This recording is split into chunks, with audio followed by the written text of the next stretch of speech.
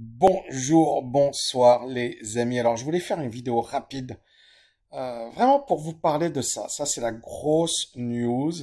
Draghi qui démissionne après voilà une division politique. Et c'est vraiment, je voulais faire cette news même sans voir ma tête, c'est pas grave, mais vraiment pour partager avec vous la situation actuelle sur l'euro. Hein. Tout à l'heure, j'ai publié une vidéo sur l'euro qui vient de casser le niveau des 1. C'est vraiment un gros niveau psychologique.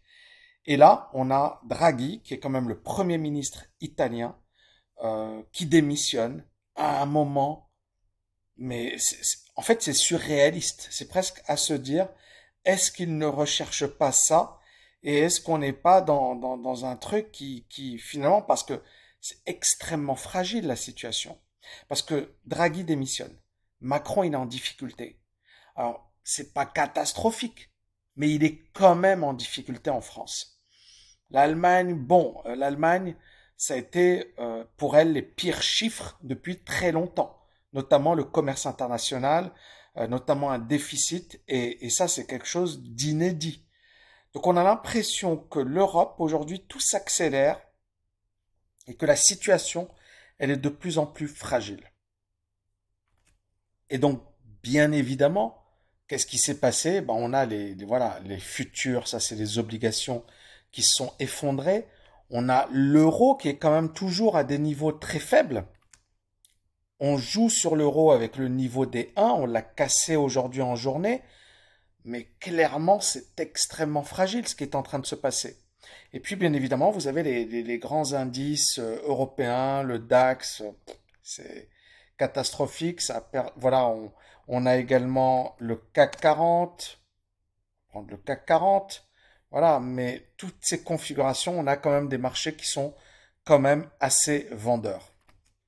Et les marchés financiers l'ont compris puisque ici, voilà, on parle de Rome, de l'Italie comme étant un petit peu le maillon faible hein, de l'Europe. C'est-à-dire que là, aujourd'hui, vous voyez, là, c'est les taux d'intérêt et c'est le spread, d'accord? Là, vous avez l'Allemagne en noir, l'Italie en rouge, l'Espagne en bleu, la France en vert. Donc la France, elle est juste au-dessus de l'Allemagne, parce que ça reste quand même une bonne signature.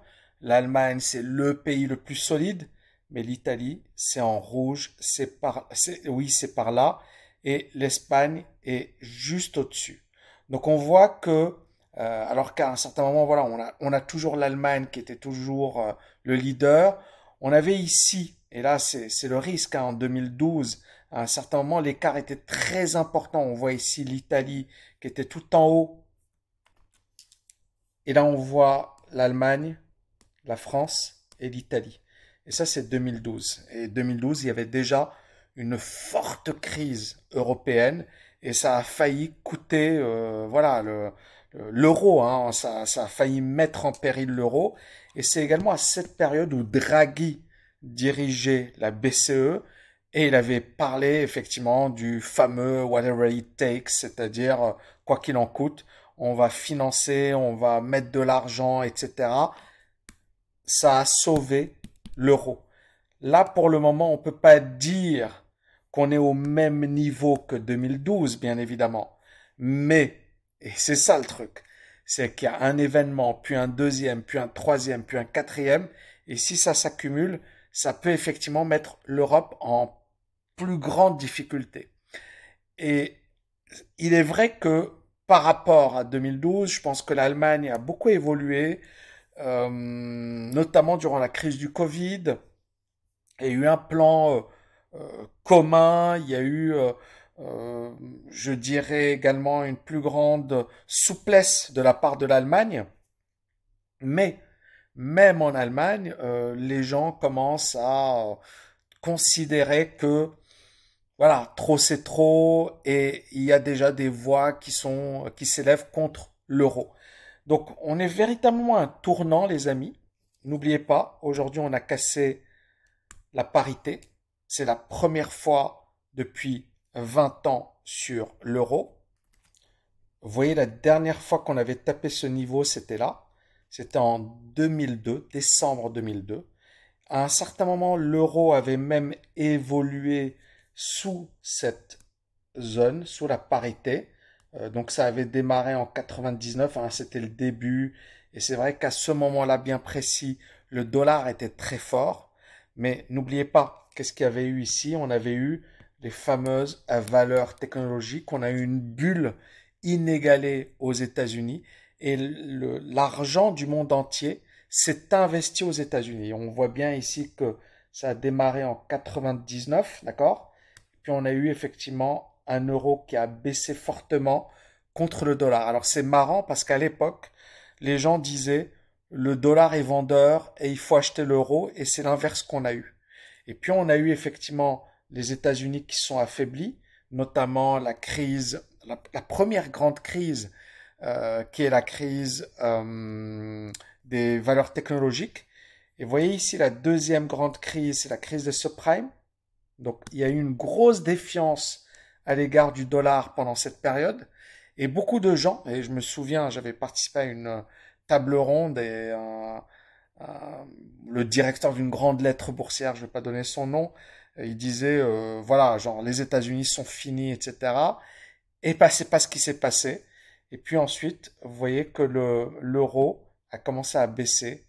Et puis aujourd'hui, on est en dessous de la parité. Qui l'aurait cru? Mais justement, pendant ces dix dernières années, hein, c'est vrai que là, ça a été une période difficile pour les États-Unis et, entre 2000 et 2010. On peut dire que voilà, c'était assez chaud pour les États-Unis. Il y a eu deux gros cracks. Il y a eu également une période voilà de doute, etc.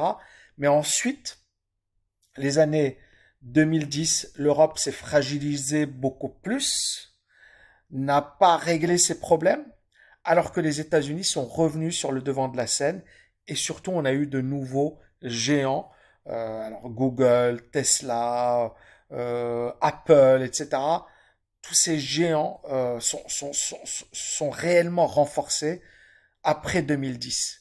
Et donc on voit bien qu'il n'y a pas de fatalité puisque là, pendant cette décennie, les États-Unis n'étaient pas au top, n'étaient pas au top. Et ça explique la force de l'euro.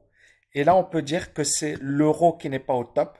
Entre 2010 et 2020, l'Europe et l'euro n'ont pas été finalement au sommet. Donc, on est vraiment à un moment charnière. Je voulais partager avec vous cette petite vidéo. Ciao les amis, bonne nuit, bonne soirée et je vous dis à bientôt. Ciao, ciao, ciao.